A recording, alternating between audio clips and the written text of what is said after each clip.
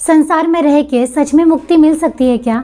संन्यास लेना श्रेष्ठ है या संसार में रहना? देवी भागवत की एक कथा से समझते हैं। महर्षि व्यास जी के बेटे थे शुकदेव।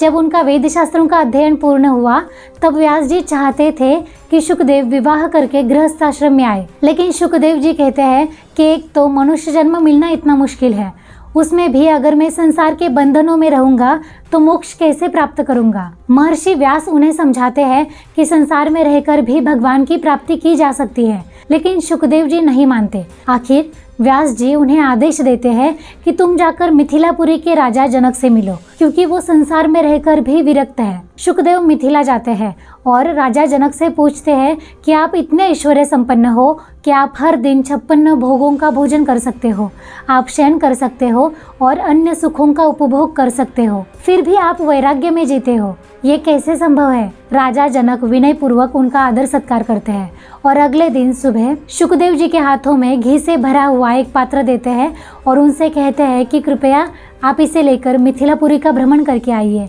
आपके साथ कुछ सेवक भी रहेंगे। जब शुकदेव जी वापस आते हैं तो राजा उनसे पूछते हैं कि क्या आपने नगर का वैभव देखा? तो शुकदेव कहते हैं कि नहीं, मेरा तो पूरा ध्यान घी के पात्र के ऊपर था कि कहीं उसमें से घी गिर ना जाए। तब राजा जनक, जो माँ सीता के पिता थे, वो कहते हैं कि जैसे आपका पूरा ध्यान सिर्फ पात्र के ऊपर था जिससे आपको बाहरी जगत विचलित न कर सका, वैसे ही मैं राजमहल में रहते हुए भी निरंतर भगवान के स्वरूप में ही लीन रहता हूँ, जिससे बाहरी वैभव मुझे प्रभावित नहीं कर सकता। मैं अपने सभी कर्तव्यों का धर्मपूर्वक पालन करता हूँ, जिसके कारण मुझे कभी भी किसी भी बात की चिंता सताती नहीं है। मैं भोगों को भोगता हूँ लेकिन उनसे कोई आसक्ति नहीं रखता। मेरे लिए सुख और दुख बराबर है। मैंने भगवान का ध्यान करके अपने इंद्रियों के ऊपर विजय प्राप्त कर लिया है।